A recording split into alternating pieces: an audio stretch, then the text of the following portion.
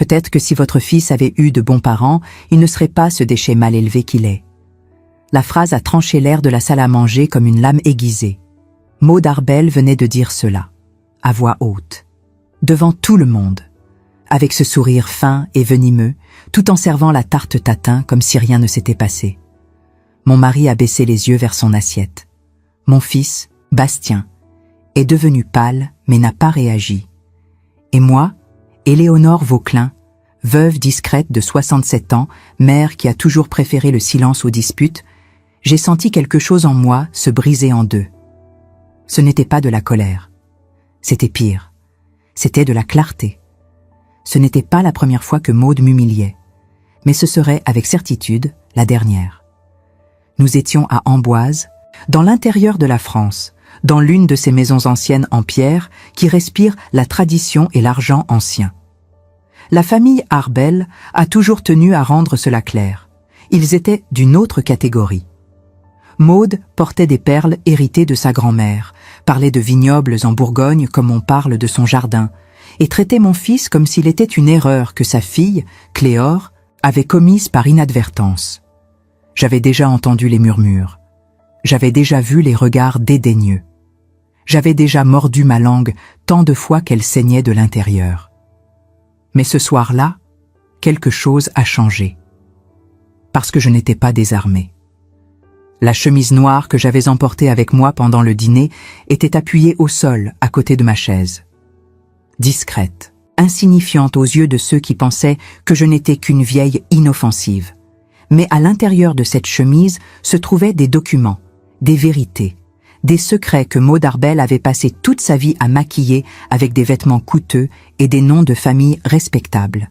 Et pendant qu'elle souriait avec mépris, servant le dessert comme une reine empoisonneuse, je savais exactement quoi faire. Je n'allais pas crier, je n'allais pas pleurer, j'allais attendre le bon moment. Et ensuite, calmement, j'allais tout détruire. Parce qu'il y a des vérités qui, lorsqu'elles sont dites à voix haute, ne laissent pierre sur pierre. Et j'étais fatiguée d'être la pierre écrasée. Je sais que vous m'écoutez en ce moment, peut-être pendant que vous faites la vaisselle, peut-être pendant que vous attendez que le café passe, peut-être tard dans la nuit, quand la maison se tait enfin. Je sais aussi que vous avez déjà vécu quelque chose de semblable. Vous avez déjà avalé des mots que vous ne méritiez pas d'entendre. Vous avez déjà senti le poids d'être jugé par ceux qui n'ont jamais vécu un seul jour dans votre peau. Si cela vous a touché, si cette histoire commence à remuer quelque chose dans votre cœur, laissez un like sur cette vidéo. Dites-moi dans les commentaires d'où vous m'écoutez. Et abonnez-vous à la chaîne, parce que ce qui vient ensuite, vous ne voudrez pas le manquer. La soirée avait commencé 2 heures plus tôt, avec cette formalité glaciale que les dîners en famille portent parfois. Cléore, ma belle-fille, était assise à côté de Bastien, mon fils.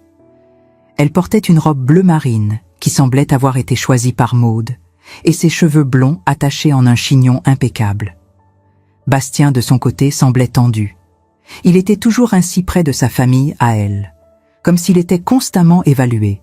Et il l'était. Maude commandait la table comme une générale. Elle décidait des sujets, coupait les conversations qui ne l'intéressaient pas, servait le vin avec cet air de quelqu'un qui fait une faveur. Son mari, Gérard Arbel, était un homme effacé, qui approuvait tout et ouvrait rarement la bouche. Mon propre mari, Henri, n'était pas très différent. Il avait passé toute sa vie à me demander de ne pas faire de scène, de laisser tomber, de être poli, comme si la politesse était synonyme de lâcheté. La conversation tournait autour des affaires, des vignobles, d'un récent voyage à Bordeaux. J'écoutais en silence, coupant la viande dans mon assiette, observant. Toujours observant. C'est alors que Maude a mentionné, presque par hasard, que Cléore avait obtenu une promotion au travail. Tout le monde l'a félicité. Bastien a souri, fier de sa femme. Mais Maude n'a pas manqué l'occasion. Cléore a toujours été travailleuse, depuis l'enfance, contrairement à certaines personnes qui n'ont tout simplement pas été enseignées à avoir de la discipline. Le silence qui a suivi était lourd. Henri s'est éclairci la gorge. Bastien a ouvert la bouche, mais n'a rien dit. Et j'ai continué à couper ma viande, lentement, comme si rien ne s'était passé. Mais à l'intérieur, quelque chose commençait à bouillir. Maude a continué. L'éducation vient du berceau, n'est-ce pas, Éléonore? On essaie de faire de notre mieux, mais parfois, l'éducation échoue.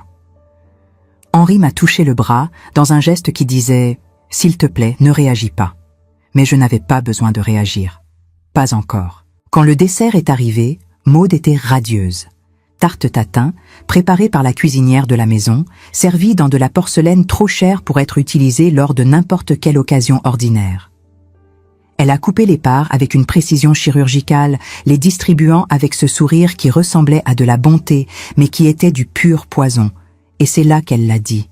Peut-être que si votre fils avait eu de bons parents, il ne serait pas ce déchet mal élevé qu'il est. Bastien est devenu blanc. Cléore a ouvert grand les yeux, choqué, mais n'a rien dit. Gérard a continué à manger, comme s'il n'avait rien entendu. Henri a serré mon bras avec force, dans un avertissement silencieux. Et Maude? Maude a souri. J'ai posé ma fourchette sur l'assiette. Lentement. J'ai respiré profondément. Et puis, avec la voix la plus calme que j'ai pu rassembler, j'ai parlé. Maude, vous avez toujours été si préoccupée par l'éducation, par le berceau, par la tradition. Dites-moi une chose, Cléore est née dans quelle ville déjà? Son sourire a vacillé. Juste une seconde. Mais je l'ai vue.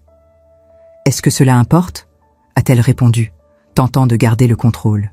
Cela importe. Je me suis légèrement penchée en avant.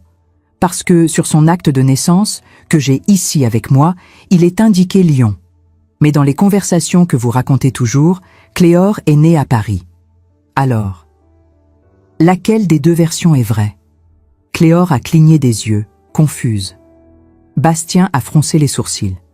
Henri m'a lancé un regard désespéré. Mais je ne me suis pas arrêtée. Et puisque nous parlons de vérité, j'ai ouvert la chemise à mes côtés. Vous vous souvenez de Margot Dubois? Maude est devenue pâle. Qui? A-t-elle murmuré. Margot Dubois.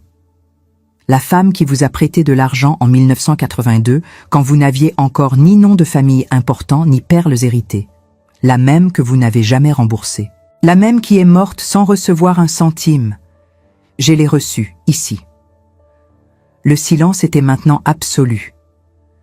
Cléore regardait sa mère avec une expression que je n'avais jamais vue auparavant. Bastien était bouche bée. Henri a lâché mon bras. Et Maude Arbel, pour la première fois en décennies, n'avait rien à dire. J'ai fermé la chemise. Je me suis levée de ma chaise et je l'ai regardée avec toute la dignité que 67 ans d'humiliation m'avaient appris à conserver. Vous pouvez me traiter de tout, Maude. Mais ne parlez pas de mon fils. Parce que si vous ouvrez encore la bouche pour l'humilier, j'ouvre entièrement cette chemise. Et je vous garantis que votre réputation si précieuse ne survivra pas à ce qu'il y a ici. Je suis sortie de la salle sans regarder en arrière. La pluie tombait dehors, fine et persistante, lavant les vieilles rues d'Amboise.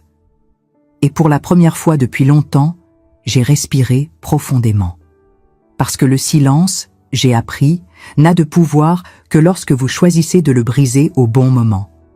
Et ce qui vient ensuite va tout changer. Parce que Maude n'était pas la seule avec des secrets.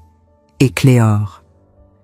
Eh bien, Cléore est sur le point de découvrir qui elle est, vraiment. Je n'ai pas dormi cette nuit-là. Henri a essayé de me parler dans la voiture, sur le chemin du retour. La pluie tambourinait contre le pare-brise et les essuie-glaces balayaient l'eau dans un mouvement hypnotique. Les phares des autres voitures se reflétaient sur la route mouillée, créant des halos lumineux qui dansaient dans l'obscurité. Il a dit que j'avais été trop loin, que j'avais embarrassé tout le monde, que Maude Arbel était une femme respectée, influente, et que je venais de faire une ennemie puissante, que les conséquences de ce que j'avais fait pourraient être graves, que notre réputation, celle de Bastien, celle de notre famille, risquait d'en pâtir. Je l'ai écouté en silence, les yeux fixés sur la route mouillée, regardant défiler les arbres sombres de chaque côté. Je ne ressentais ni regret ni peur, juste une étrange sensation de libération.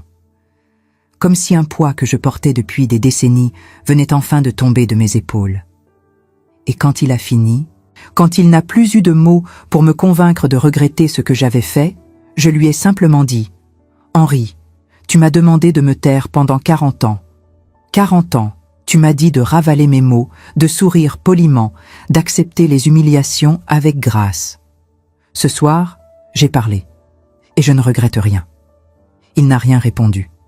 Il a serré le volant plus fort, les jointures de ses doigts blanchissant dans la pénombre.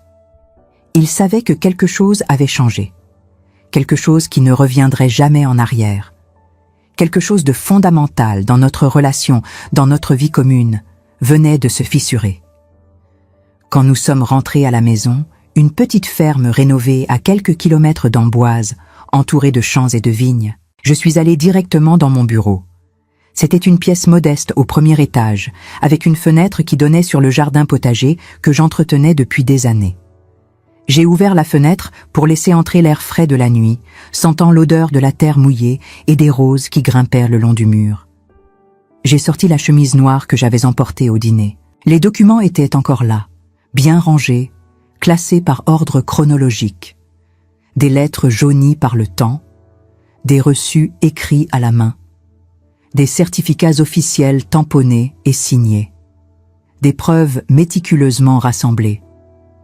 Chaque pièce racontait une partie d'une histoire que Maude avait désespérément tenté d'effacer.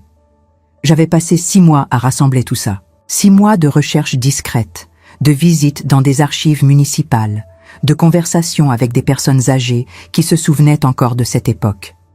6 mois à reconstituer un puzzle dont personne ne voulait voir l'image finale. Tout avait commencé par hasard. Quelques mois auparavant, je cherchais des photos de famille dans le grenier, fouillant parmi les vieilles malles et les cartons poussiéreux. Je voulais retrouver des images de Bastien enfant pour un album anniversaire que je lui préparais. C'est alors que je suis tombé sur une vieille boîte en carton, cachée derrière une pile de couvertures en laine. À l'intérieur, il y avait des lettres adressées à ma belle-mère, décédée il y a 10 ans. Elle avait été une femme discrète, peu bavarde sur son passé, mais je savais qu'elle avait connu la famille Arbel depuis longtemps. Parmi ces lettres, une enveloppe sans timbre, jamais envoyée, écrite de la main tremblante de Margot Dubois. L'encre était délavée, le papier fragile. Je connaissais ce nom. Ma belle-mère l'avait mentionné une fois, il y a longtemps, en disant que c'était une vieille amie de la famille Arbel. Une femme qui avait eu une vie difficile. La lettre était courte, mais déchirante. Chaque mot portait le poids d'une souffrance immense. Margot écrivait qu'elle était malade, qu'elle n'avait plus d'argent pour se soigner, qu'elle vivait dans un hospice miteux à Lyon. Elle suppliait Maude de lui rendre ce qu'elle lui devait. « Tu m'avais promis, Maude. Tu m'avais promis que tu me rembourserais quand tu te marierais bien. Mais tu es partie sans un mot. Tu as disparu de ma vie comme si je n'avais jamais existé.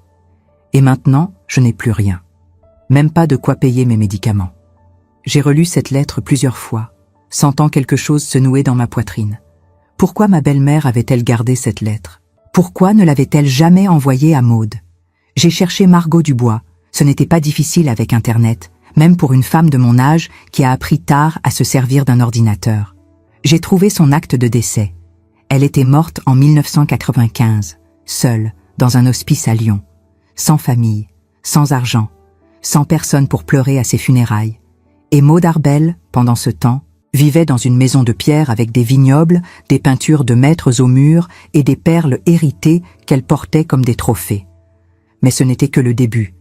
Plus je cherchais, plus je trouvais des incohérences troublantes.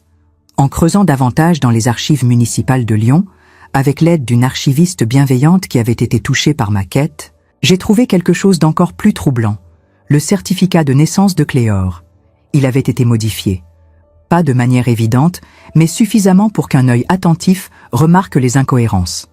La date ne correspondait pas aux registres officiels.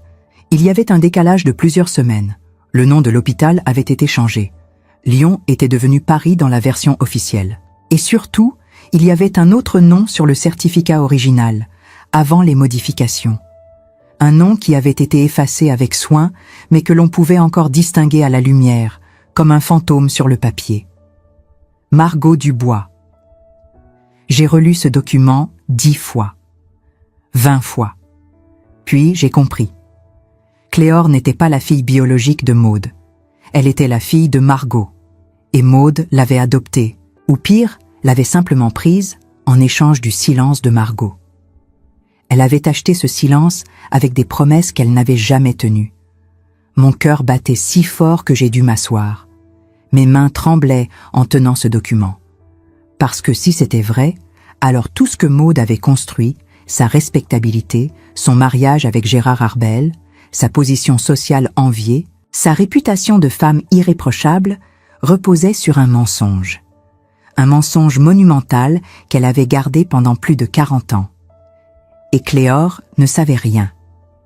Elle avait grandi en croyant être une Arbel de sang. Elle avait porté ce nom avec fierté, sans savoir qu'il était bâti sur la douleur d'une autre femme. Je n'ai pas dormi cette nuit-là non plus. J'ai passé des heures à réfléchir, assise à mon bureau, regardant les étoiles par la fenêtre. Devais-je lui dire? Devais-je révéler la vérité à Cléore, même si cela risquait de détruire tout ce qu'elle croyait savoir sur elle-même? Même si cela risquait de briser son mariage avec Bastien, de déchirer notre famille? Ou devais-je garder ce secret, comme Maude l'avait fait, et laisser le mensonge continuer sa route? Devais-je me taire encore une fois pour préserver une paix qui n'en était pas vraiment une? Mais ensuite, je me suis souvenu de la façon dont Maude avait souri en humiliant mon fils. De la façon dont elle avait dit, avec ce mépris froid et calculé, que Bastien était un déchet mal élevé.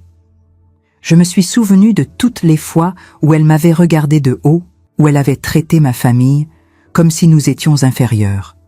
Et j'ai compris que je ne pouvais pas laisser passer ça. Pas cette fois. Plus jamais. La vérité devait être dite, quelles qu'en soient les conséquences. Le lendemain matin, Bastien m'a appelé tôt. J'étais dans la cuisine, préparant du café, quand le téléphone a sonné. Sa voix était tendue, fatiguée, comme s'il n'avait pas dormi de la nuit, lui non plus. « Maman, Cléore veut te parler. » Mon cœur s'est serré. « Elle va bien ?» Elle est bouleversée. Elle n'arrête pas de poser des questions sur ce que tu as dit hier soir, sur Margot Dubois. Elle veut savoir qui était cette femme. Elle dit que sa mère refuse de lui parler, que Maude s'est enfermée dans sa chambre depuis hier soir et ne répond à personne, même pas à Gérard. J'ai fermé les yeux, prenant une profonde inspiration. Dis-lui de venir ici, seule. J'ai des choses à lui montrer, des choses qu'elle doit voir. Bastien a hésité. « Maman, tu es sûre? Tu sais ce que ça va provoquer? » « Oui, dis-lui de venir. » Et Bastien, « Prépare-toi, parce que ce qui va se passer ensuite va changer beaucoup de choses. » 2 heures plus tard, Cléore était assise dans mon salon. Elle avait les yeux rouges, gonflés d'avoir pleuré, les mains tremblantes. Elle portait encore le même manteau beige qu'elle avait la veille, comme si elle n'avait pas eu la force de se changer, de faire quoi que ce soit d'autre que de venir ici chercher des réponses. Ses cheveux étaient mal coiffés, son visage pâle. Je lui ai servi du thé dans une de mes plus belles tasses en porcelaine, mais elle n'y a pas touché. Elle fixait juste la chemise noire posée sur la table basse entre nous. Éléonore. Qui était Margot Dubois? Pourquoi ma mère refuse de prononcer son nom? Pourquoi elle pleure depuis hier soir? J'ai posé ma propre tasse. J'ai regardé cette jeune femme que je connaissais depuis qu'elle avait épousé mon fils. Une femme douce, élevée dans le luxe et les bonnes manières, qui n'avait jamais connu la dureté de la vie. Et j'ai su que ce que j'allais lui dire allait briser quelque chose en elle. Avant que je te réponde, je veux que tu saches une chose. Ce que je vais te montrer va changer ta vie. Radicalement. Tu as le droit de ne pas vouloir savoir. Tu as le droit de te lever maintenant et de partir. De retourner à ta vie telle qu'elle était. Mais si tu choisis de regarder ces documents, de connaître la vérité, il n'y aura pas de retour en arrière. Jamais. Cléore a fixé la chemise pendant ce qui m'a semblé une éternité. Ses mains tremblaient. Elle a fermé les yeux, respiré profondément. Puis elle a levé les yeux vers moi. Je veux savoir, même si ça fait mal, même si ça détruit tout. Je veux savoir qui j'étais, qui je suis vraiment. J'ai ouvert la chemise, lentement. J'ai sorti le certificat de naissance, les lettres jaunies, les photos que j'avais réussi à récupérer. Et j'ai commencé à parler. Pendant plus d'1 heure, je lui ai tout raconté. Chaque détail, chaque découverte. Margot Dubois, jeune femme sans famille, orpheline élevée dans un pensionnat religieux, qui avait prêté de l'argent à Maude dans les années 80, quand celle-ci n'était encore personne. Maude qui rêvait d'épouser un homme riche, de s'élever socialement, mais qui n'avait ni dot ni économie. Margot qui travaillait comme couturière, qui avait économisé chaque centime, et qui avait prêté cet argent à Maude par pure bonté d'âme, par amitié. Margot qui était tombée enceinte quelques années plus tard, seule, abandonnée par l'homme qu'elle aimait, sans ressources pour élever un enfant. Margot qui avait accouché dans un hôpital de Lyon et dont le bébé avait été enregistré sous son nom. Une petite fille aux cheveux bruns et aux yeux clairs. Mais quelques jours après la naissance, Maude était apparue. Elle avait entre-temps épousé Gérard Arbel, un homme riche mais qui ne pouvait pas avoir d'enfant. Elle avait besoin d'une héritière pour compléter son image de famille parfaite. Elle avait proposé un arrangement à Margot. Un arrangement terrible. Elle élèverait l'enfant. Elle lui donnerait un nom, une famille, une vie respectable, tout ce que Margot ne pourrait jamais offrir.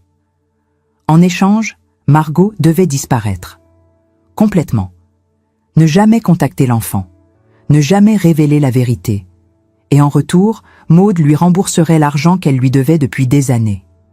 Margot avait accepté, parce qu'elle n'avait pas le choix, parce qu'elle était pauvre, malade et seule, parce qu'elle voulait ce qu'il y avait de mieux pour son bébé, même si cela signifiait le perdre à jamais. Et Maude avait pris le bébé. Elle avait modifié les documents officiels. Elle avait fait comme si Cléor était sa fille biologique, née à Paris dans une clinique privée. Elle avait créé une nouvelle identité pour cet enfant. Et Margot était partie. Elle avait vécu le reste de sa vie dans la solitude, dans la pauvreté, en espérant que Maude tiendrait sa promesse de lui rendre l'argent. Mais Maude ne l'avait jamais fait. Elle avait disparu de la vie de Margot, laissant cette femme mourir seule et misérable. Cléor pleurait en silence. Les larmes coulèrent sur ses joues, mais elle ne faisait aucun bruit. Elle tenait le certificat de naissance dans ses mains tremblantes, fixant le nom effacé, le nom de sa vraie mère. Margot Dubois, c'était ma mère? Ma vraie mère? Oui. Et Maude? Maude m'a menti toute ma vie? Elle m'a volé à ma mère? Oui. Cléor a fermé les yeux. Elle a serré les poings. Et quand elle les a rouverts, il y avait quelque chose de nouveau dans son regard. Quelque chose de dur, de froid, de déterminé. Quelque chose que je n'avais jamais vu chez elle auparavant. Je veux la voir. Je veux parler à Maude, maintenant. Es-tu sûre? Oui. Et je veux que tu viennes avec moi. S'il te plaît. Nous sommes partis ensemble, Cléor et moi, dans sa voiture. La pluie avait cessé, mais le ciel restait gris, lourd, menaçant. Nous avons roulé en silence jusqu'à la maison des Arbel. Chaque kilomètre semblait peser 1 tonne. Cléor serrait le volant avec force, les mâchoires serrées, le regard fixe. Quand nous sommes arrivés, Gérard nous a ouvert la porte. Il avait l'air épuisé, vieilli de 10 ans en une seule nuit. Ses yeux étaient cernés, son visage creusé. Cléor, ta mère ne veut voir personne, elle. Elle est effondrée. Eh bien, elle va me voir quand même, que ça lui plaise ou non. Cléor est montée à l'étage sans attendre sa permission. Je l'ai suivie, le cœur battant. Nous avons trouvé Maude dans sa chambre, assise près de la fenêtre, le regard perdu dans le vide. Elle ne s'est même pas retournée quand nous sommes entrés. Maman. La voix de Cléor était tremblante, mais ferme. Regarde-moi. Maude a fini par tourner la tête. Et quand elle a vu ce que Cléor tenait dans ses mains, le certificat de naissance, les lettres, les preuves accablantes, toute couleur a quitté son visage. Cléor, je peux tout expliquer. Ne dis rien. Laisse-moi parler. Pour une fois dans ta vie, écoute. Cléor s'est avancée vers elle. Toute ma vie, tu m'as dit que j'étais ta fille. Toute ma vie, tu m'as fait croire que j'étais une Arbel, que j'avais du sang noble, de la tradition, de la respectabilité. Mais tout ça était un mensonge monstrueux. Maude a ouvert la bouche, mais aucun son n'en est sorti. Margot Dubois était ma mère. et tu l'as laissé mourir seul, malade, sans rien. Tu lui as pris son enfant. Tu lui as pris son argent. Tu lui as pris son espoir. Et tu as construit toute ta vie sur ce mensonge, sur sa souffrance. Les larmes coulaient maintenant sur le visage de Maude. Mais ce n'étaient pas des larmes de regret. C'étaient des larmes de quelqu'un qui venait de perdre tout son pouvoir, toute son illusion. Je voulais te donner une meilleure vie. Non, Cléor a secoué la tête. Tu voulais te donner une meilleure vie à toi. Et tu t'es servi de moi pour ça, comme d'un objet, comme d'un accessoire. Cléor a posé les documents sur le lit. Je ne veux plus rien de toi. Plus de mensonges, plus de faux semblants. À partir d'aujourd'hui, je ne suis plus ta fille. Et elle est partie, sans regarder en arrière. Moi, je suis restée quelques secondes de plus. J'ai regardé Maude, cette femme qui m'avait humiliée tant de fois, et j'ai vu quelque chose que je n'avais jamais vu auparavant. La peur. Tu sais ce qui est drôle, Maude? J'ai dit doucement.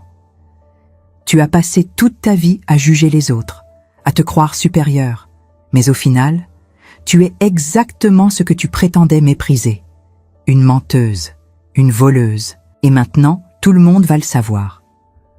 Je suis sortie de la chambre, et j'ai laissé Maude Arbel seule avec ses secrets, parce que Cléor vient de perdre une mère, mais elle est sur le point de découvrir qui elle est vraiment.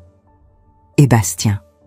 Bastien va enfin comprendre ce que signifie avoir une mère qui se bat pour lui. Les semaines qui ont suivi cette confrontation ont été étranges.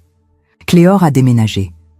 Elle a quitté la grande maison que Maude et Gérard lui avaient offerte comme cadeau de mariage, et elle est venue habiter temporairement chez nous, avec Bastien.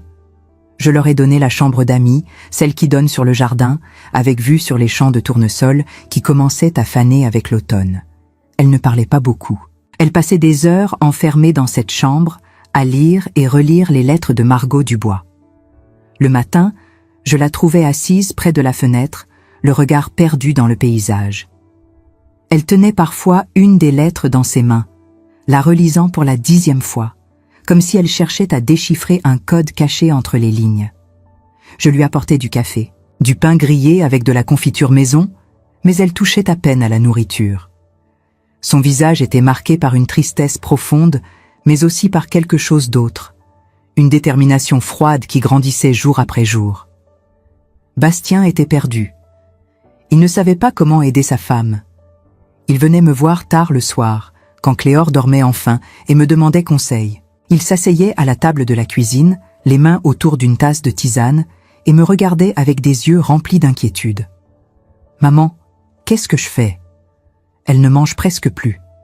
Elle ne me parle plus comme avant. Elle reste des heures silencieuse, puis elle pleure sans raison apparente. Elle est brisée. Je posai ma main sur la sienne. Laisse-lui du temps, Bastien. Elle vient de perdre toute son identité. Tout ce qu'elle croyait savoir sur elle-même s'est effondré en une seule soirée. Elle doit reconstruire qui elle est. Et ça ne se fait pas en quelques jours. Il hochait la tête, mais je voyais bien qu'il souffrait aussi. Il se sentait impuissant face à la douleur de sa femme.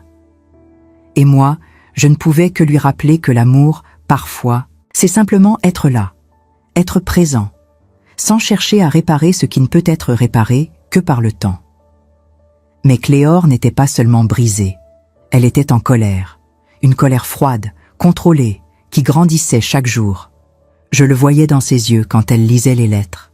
Je le voyais dans la façon dont elle serrait les mâchoires quand nous parlions de Maude. Elle avait passé toute sa vie à croire qu'elle était quelqu'un qu'elle n'était pas. Et maintenant, elle voulait savoir qui était réellement Margot Dubois. Qui était sa vraie mère.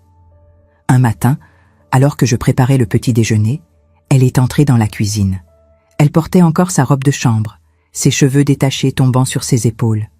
Elle avait l'air épuisée, mais il y avait une lueur nouvelle dans son regard. « Éléonore, je veux aller à Lyon. Je veux voir où Margot a vécu.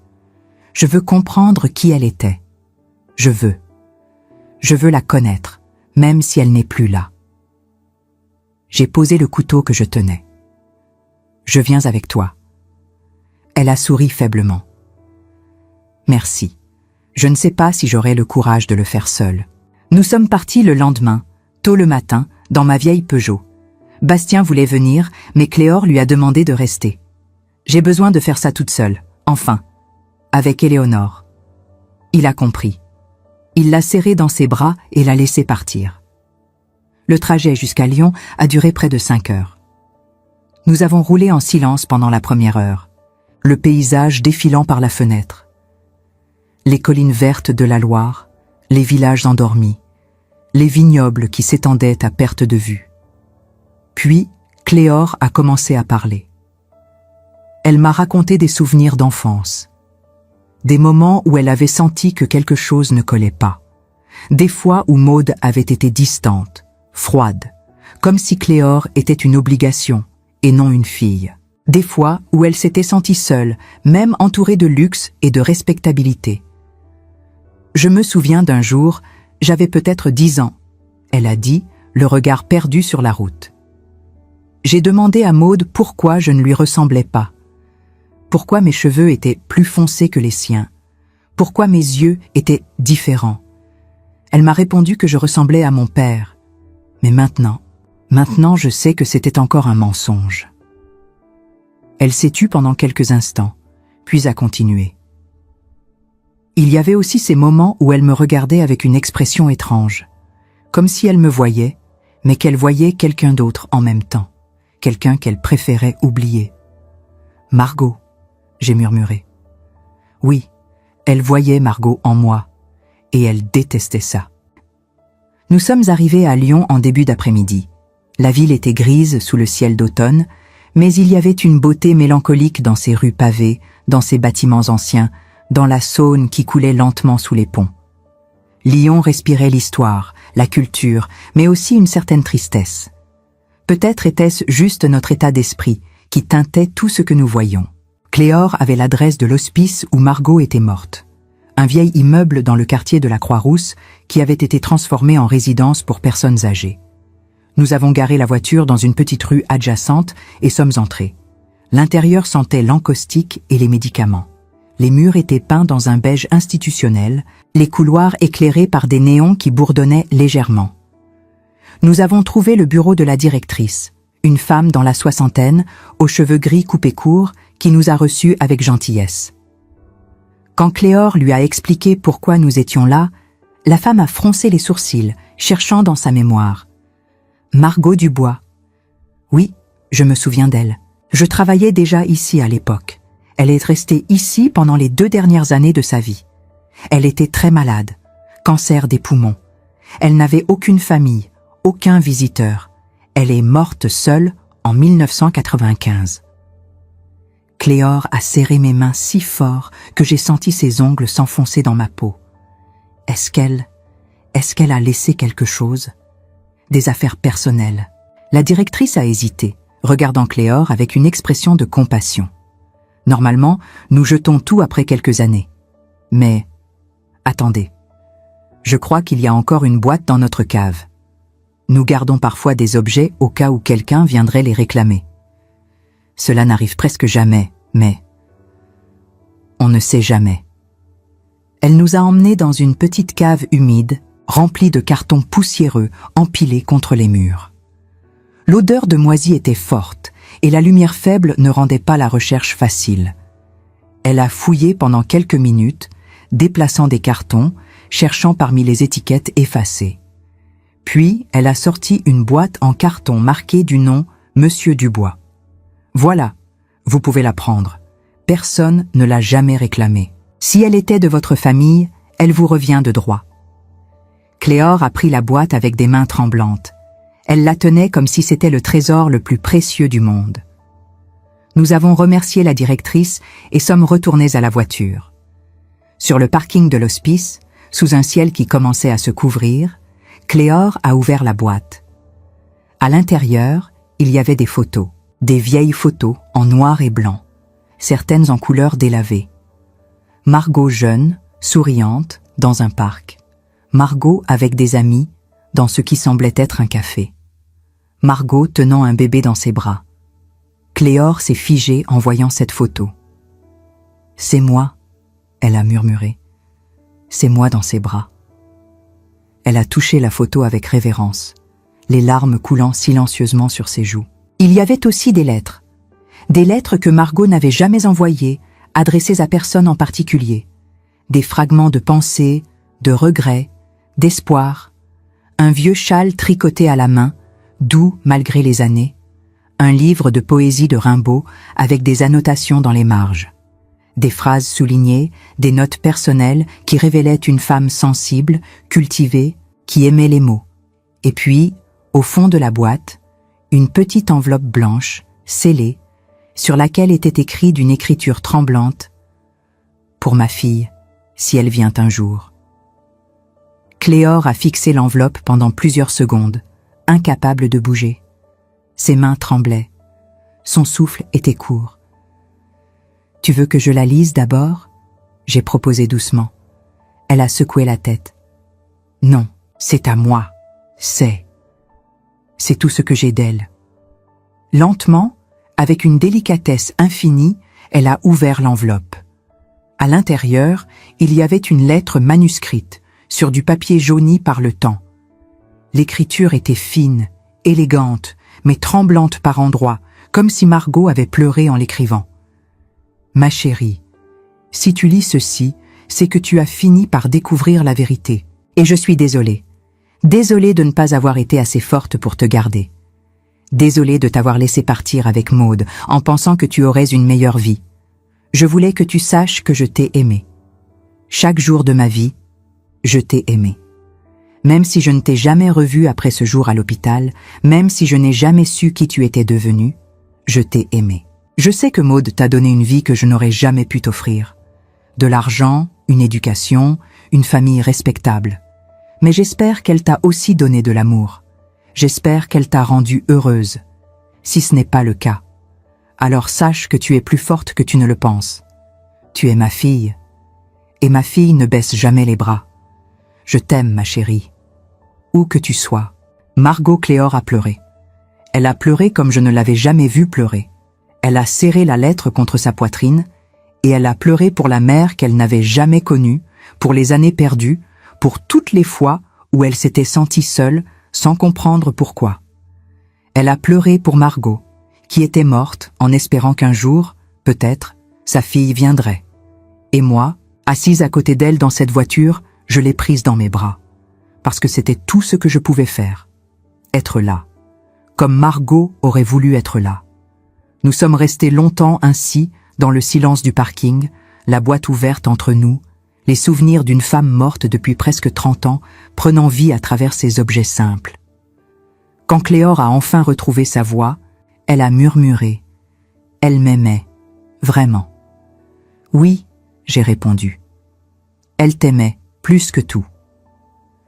Quand nous sommes rentrés à Amboise, quelque chose avait changé chez Cléor. Elle n'était plus brisée. Elle était déterminée. Elle avait trouvé quelque chose à Lyon. Pas seulement des objets, mais une partie d'elle-même qu'elle ne savait pas qu'elle cherchait. Le lendemain, elle est venue me trouver dans le salon. Bastien était au travail et Henri faisait la sieste. Elle s'est assise en face de moi, le regard clair et résolu. « Éléonore, je veux changer légalement mon nom. Je ne veux plus porter le nom Arbel. Je veux prendre le nom de Margot, Cléor Dubois. C'est qui je suis vraiment. » J'ai souri. C'est une belle décision. Et je veux faire quelque chose d'autre aussi. Elle a pris une profonde inspiration.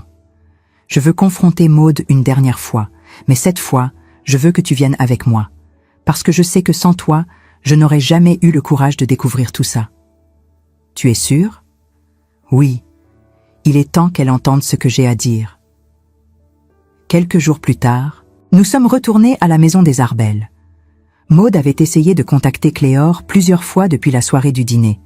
Des messages, des lettres, des tentatives de justification. Mais Cléor ne lui avait jamais répondu. Quand nous sommes arrivés, Gérard nous a ouvert la porte. Il avait l'air fatigué, vieilli de 10 ans en quelques semaines. Ses épaules étaient voûtées, son regard fuyant. Cléor. Ta mère ne veut voir personne, elle. Elle ne va pas bien. Eh bien, elle va me voir quand même.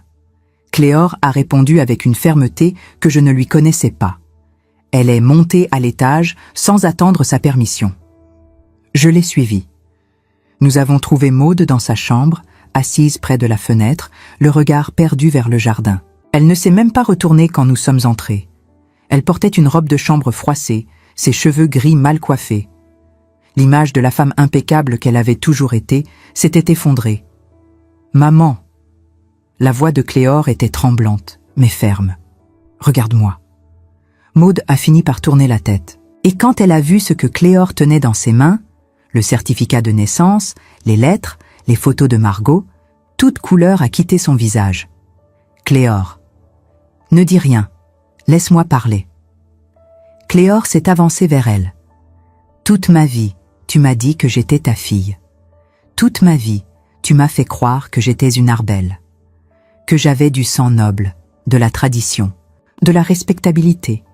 Mais tout ça était un mensonge. » Maude a ouvert la bouche, mais aucun son n'en est sorti. Margot Dubois était ma mère. Et tu l'as laissée mourir seule, malade, sans rien. Tu lui as pris son enfant, tu lui as pris son argent, et tu as construit toute ta vie sur ce mensonge, sur sa douleur, sur son sacrifice. Les larmes coulaient maintenant sur le visage de Maude. Mais ce n'étaient pas des larmes de regret. C'étaient des larmes de quelqu'un qui venait de perdre tout son pouvoir, toute son illusion de contrôle. Je voulais te donner une meilleure vie. Non, Cléor a coupé sèchement. Tu voulais te donner une meilleure vie à toi. Tu ne pouvais pas avoir d'enfant, et tu avais besoin d'une héritière pour sauver les apparences, pour compléter ton image de femme parfaite, et tu t'es servi de moi pour ça. Cléor a posé les documents sur le lit. Je ne veux plus rien de toi, plus de mensonges, plus de faux semblants. À partir d'aujourd'hui, je ne suis plus ta fille. Je suis la fille de Margot Dubois, et je porterai son nom avec fierté. Et elle est partie, sans regarder en arrière, sans hésitation. Moi, je suis resté quelques secondes de plus. J'ai regardé Maude, cette femme qui m'avait humiliée tant de fois, qui avait bâti son empire sur le mensonge, et j'ai vu quelque chose que je n'avais jamais vu auparavant dans ses yeux. La peur, la vraie peur de quelqu'un qui réalise que tout s'effondre. Tu sais ce qui est drôle, Maude ? J'ai dit doucement, mais avec une clarté glaciale. Tu as passé toute ta vie à juger les autres, à te croire supérieure, à regarder les gens de haut, mais au final, tu es exactement ce que tu prétendais mépriser. Une menteuse, une voleuse, une femme sans honneur. Et maintenant, tout le monde va le savoir. Je suis sortie de la chambre, et j'ai laissé Maude Arbel seule avec ses secrets, ses regrets, et le poids écrasant de ses mensonges. Cléor a ouvert la lettre un soir de novembre, alors que nous étions toutes les deux assises devant la cheminée. Bastien était monté se coucher tôt, épuisé par une longue journée de travail. Henri lisait le journal dans son fauteuil. Et moi, je tricotais un pull pour l'hiver qui approchait. Cléor tenait l'enveloppe dans ses mains depuis 1 heure, sans l'ouvrir. Elle la regardait, la retournait, comme si elle avait peur de ce qu'elle allait y trouver. « Tu veux que je reste ?» j'ai demandé doucement.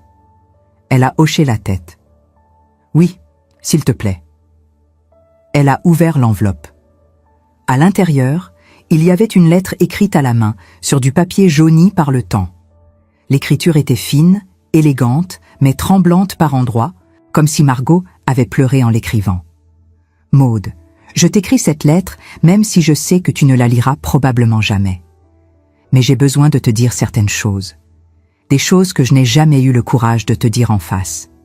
Quand tu m'as proposé de prendre mon bébé, j'ai accepté parce que je pensais que c'était la meilleure chose à faire. Tu avais de l'argent, une famille, un avenir. Moi, je n'avais rien. J'étais seule, malade, et je savais que je ne pourrais jamais lui donner la vie qu'elle méritait. Mais ce que tu ne sais pas, c'est que j'ai regretté cette décision chaque jour de ma vie. Chaque jour, je me suis demandé si elle allait bien, si elle était heureuse, si elle pensait parfois à moi. Tu m'avais promis que tu prendrais soin d'elle, que tu l'aimerais comme ta propre fille. Et j'ai voulu te croire. Mais au fond de moi, je savais que tu ne l'avais pas prise par bonté. Tu l'avais prise parce que tu ne pouvais pas avoir d'enfant, parce que tu voulais sauver les apparences, parce que tu avais besoin d'elle pour compléter ton image de femme parfaite. Je ne t'en veux pas, Maud, vraiment, parce que malgré tout, tu lui as donné une vie que je n'aurais jamais pu lui offrir. Mais je veux que tu saches une chose. Ma fille, et elle sera toujours ma fille, même si elle porte ton nom, mérite d'être aimée, pas comme un objet, pas comme un symbole, mais comme un être humain. Si un jour elle découvre la vérité, ne lui mens pas. Ne lui dis pas que tu l'as fait pour elle. Dis-lui la vérité. Dis-lui que tu l'as prise parce que tu en avais besoin. Et dis-lui que je l'ai aimée, que je l'ai toujours aimée, parce que c'est la seule chose qui compte vraiment. Margot Cléor a fini de lire la lettre en silence. Les larmes coulaient sur ses joues, mais cette fois, ce n'étaient pas des larmes de tristesse. C'étaient des larmes de soulagement. Comme si, enfin, tout prenait sens. Elle savait, Cléor a murmuré. Elle savait que Maud ne m'avait pas prise par amour. Elle savait tout. Oui, j'ai répondu doucement. Et malgré tout, elle t'a laissé partir. Parce qu'elle pensait que c'était le mieux pour toi. Cléor a fermé les yeux. Je ne sais pas si c'était le mieux pour moi, mais je sais qu'elle m'a aimé. Et c'est tout ce que j'avais besoin de savoir. Elle a plié la lettre avec soin et l'a rangée dans la boîte avec les autres affaires de Margot. Puis, elle m'a regardée. Éléonore, merci pour tout. Pour avoir eu le courage de dire la vérité. Pour avoir été là quand j'avais besoin de quelqu'un. Pour être la mère que Maud n'a jamais été. Mon cœur s'est serré. Je n'ai rien fait de spécial, Cléor. J'ai juste fait ce que n'importe quelle mère aurait dû faire. Protéger ceux qu'elle aime. Elle a souri à travers ses larmes. Mais tu l'as fait. Et ça fait toute la différence. Les mois qui ont suivi ont été apaisés. Cléor a commencé une thérapie pour l'aider à surmonter tout ce qu'elle avait vécu. Elle a aussi décidé de créer une fondation en mémoire de Margot Dubois, pour aider les mères célibataires en difficulté. Elle voulait que l'histoire de sa mère biologique ait un sens, qu'elle serve à quelque chose. Et je pense que c'était sa façon à elle de lui rendre hommage. Bastien, de son côté, était plus heureux que je ne l'avais vu depuis des années. Il avait retrouvé sa femme, pas celle qui portait le nom des Arbel et qui vivait sous le poids des attentes de Maud, mais la vraie Cléor, celle qui était forte, déterminée et libre. Quant à Maud, je ne l'ai plus jamais revue. J'ai entendu dire qu'elle avait quitté Amboise, qu'elle s'était installée dans une petite ville au sud de la France, loin de tous ceux qui connaissaient son histoire. Gérard est resté ici, mais il ne parle plus d'elle, comme si elle avait disparu de sa vie aussi complètement qu'elle avait essayé de faire disparaître Margot. Et moi ? Eh bien, j'ai continué ma vie. J'ai appris que le silence n'est pas toujours de la faiblesse. Parfois, c'est de la patience. Parfois, c'est de la stratégie. Et parfois, c'est simplement de la dignité. Mais j'ai aussi appris qu'il y a des moments où il faut parler, où il faut dire la vérité, même si ça fait mal, même si ça détruit tout ce que les autres ont construit sur le mensonge. Parce que la vérité, aussi dure soit-elle, est toujours préférable au mensonge. 1 an après cette fameuse soirée chez les Arbel, Cléor m'a appelé un matin. « Éléonore, j'ai quelque chose à te dire. »« Quoi donc ?»« Je suis enceinte. » Mon cœur a bondi dans ma poitrine. « Oh, Cléor, c'est merveilleux. »« Oui, et je voulais te demander quelque chose. Si c'est une fille, je veux l'appeler Margot, en mémoire de ma mère. » J'ai souri à travers mes larmes. Elle aurait été fière de toi. Je sais. Et je veux que tu sois sa grand-mère, sa vraie grand-mère. Je le suis déjà, j'ai répondu. Je l'ai toujours été. 6 mois plus tard, Cléor a donné naissance à une petite fille, Margot Dubois-Vauquelin, avec des cheveux bruns comme ceux de sa grand-mère biologique et des yeux clairs comme ceux de Bastien. Quand j'ai tenu ce bébé dans mes bras pour la première fois, j'ai pensé à tout ce qui s'était passé, à la soirée chez les Arbel, à la phrase cruelle de Maud, à la chemise noire que j'avais emportée avec moi, à Margot, morte seule dans cet hospice de Lyon, et à Cléor, qui avait retrouvé son identité. Et j'ai compris que tout ça en valait la peine. Parce que parfois, la justice ne vient pas d'un tribunal. Elle vient de la vérité. Elle vient du courage de dire ce qui doit être dit, même quand tout le monde préférerait que vous vous taisiez. Maud Arbel m'avait humiliée. Elle avait humilié mon fils. Elle avait construit toute sa vie sur le mensonge et la manipulation. Mais au final, c'est elle qui a tout perdu. Et nous avons gagné quelque chose de bien plus précieux. Une famille. Une vraie famille. Construite sur la vérité, sur l'amour et sur le respect. Je pense souvent à cette soirée d'octobre. À la pluie qui tombait sur Amboise, au sourire méprisant de Maud, à la phrase qu'elle avait dite avec tant de cruauté. Talvez se file au tivès bompé et les nanseri à essulich ou bagonçade qui est. Et je souris, parce que maintenant, Bastien est un père merveilleux. Parce que Cléore est une mère aimante. Parce que la petite Margot grandit dans une maison remplie d'amour et de vérité. Et parce que j'ai appris, à 67 ans, que la vengeance la plus douce n'est pas celle qui détruit l'autre. C'est celle qui construit quelque chose de meilleur. Alors oui, il y a des choses que l'on engole toute sa vie. Des humiliations, des mensonges, des silences imposés. Mais il y a aussi des moments où l'on décide d'arrêter d'engolir. Où l'on se lève. Où l'on ouvre cette chemise noire. Et où l'on dit, avec calme et dignité, « ça suffit ». Et ce jour-là, tout change, pour toujours. Et vous, qu'auriez-vous fait si c'était votre fils qu'on avait humilié ainsi? Je vous pose cette question parce que je sais que vous comprenez. Je sais que derrière chaque écran, derrière chaque oreille qui m'écoute en ce moment, il y a une femme qui a vécu quelque chose de semblable. Peut-être pas exactement la même histoire, mais la même douleur, le même silence forcé, la même dignité bafouée. Pendant toute ma vie, on m'a appris qu'une bonne mère se tait, qu'une bonne épouse sourit même quand son cœur saigne, qu'une femme respectable avale les humiliations avec grâce, comme si c'était du miel amer qu'on doit boire jusqu'à la dernière goutte. Mais ce soir-là, devant cette table où Maud Arbel servait son mépris avec le dessert, quelque chose s'est brisé en moi. Pas avec fracas, pas avec violence, mais avec une clarté terrible qui m'a dit « Il y a des moments où se taire, c'est trahir tout ce que nous sommes. » Je ne sais pas si j'ai bien fait. Je ne sais pas si j'aurais dû ravaler mes mots une fois de plus, pour préserver cette paix fragile, qui n'en était pas vraiment une. Mais ce que je sais, c'est que mon fils méritait mieux que mon silence, que Cléore méritait de connaître la vérité, que Margot, morte seule dans cet hospice, méritait que son histoire soit enfin racontée. Vous savez, j'ai appris quelque chose durant toutes ces années. J'ai appris que le silence a un prix, et que parfois, ce prix est beaucoup trop élevé.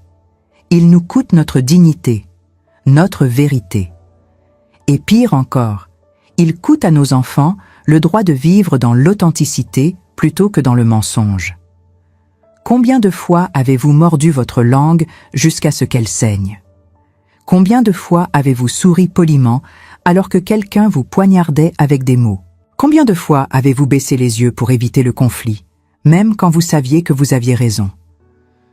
Je veux que vous sachiez que vous n'êtes pas seul. Nous sommes des milliers, des millions peut-être. Des femmes qui ont porté le poids du silence comme une croix invisible. Des femmes qui ont choisi la paix des autres au détriment de leur propre tranquillité d'esprit. Mais nous sommes aussi des femmes qui apprenons, jour après jour, que notre voix compte, que nos histoires méritent d'être entendues, que notre dignité ne doit jamais être négociable, quel que soit le prix social à payer. Alors je vous le demande du fond du cœur, qu'auriez-vous fait à ma place? Auriez-vous ouvert cette chemise noire et révélé la vérité, même en sachant qu'elle détruirait des vies? Ou auriez-vous continué à vous taire, à protéger les apparences, à préserver cette façade de respectabilité qui cache tant de pourriture? Il n'y a pas de bonne ou de mauvaise réponse. Chacune de nous porte son propre fardeau. Chacune de nous fait les choix qu'elle peut avec les forces qu'elle a. Mais je crois profondément que parfois, dire la vérité est le seul acte de bonté véritable que nous pouvons offrir. Dites-moi dans les commentaires ce que cette histoire a éveillé en vous. Racontez-moi si vous avez déjà vécu quelque chose de semblable. Partagez avec moi, avec nous toutes qui vous écoutons, un fragment de votre propre vérité. Parce que vos mots ont un pouvoir immense. Le pouvoir de guérir, le pouvoir de libérer, le pouvoir de dire à une autre femme « Tu n'es pas seule ». Dites-moi aussi d'où vous m'écoutez. De quelle ville, de quel pays, de quelle maison, ou peut-être, en ce moment même, vous portez un silence qui vous pèse. Parce que savoir que nous sommes ensemble dans cette expérience humaine, ça change tout. Si ce récit vous a touché, si quelque chose a résonné au plus profond de votre être, cette colère retenue, cette douleur ancienne, cette dignité retrouvée, laissez un like sur cette vidéo. C'est un petit geste, mais c'est une façon de dire « Moi aussi, j'ai compris. Moi aussi, j'ai vécu ça. Moi aussi, je refuse de me taire plus longtemps. » Et si vous voulez continuer ce voyage avec moi, si vous voulez entendre d'autres histoires de femmes qui ont choisi la vérité plutôt que le confort du mensonge, abonnez-vous à cette chaîne. Parce qu'il y a encore tant de récits à partager, tant de silence à briser, tant de dignité à restaurer. Vous savez ce que j'ai compris au bout de toutes ces années? Que la vraie force n'est pas dans le silence. Elle est dans le courage de parler au bon moment. Elle est dans la capacité de dire « ça suffit ».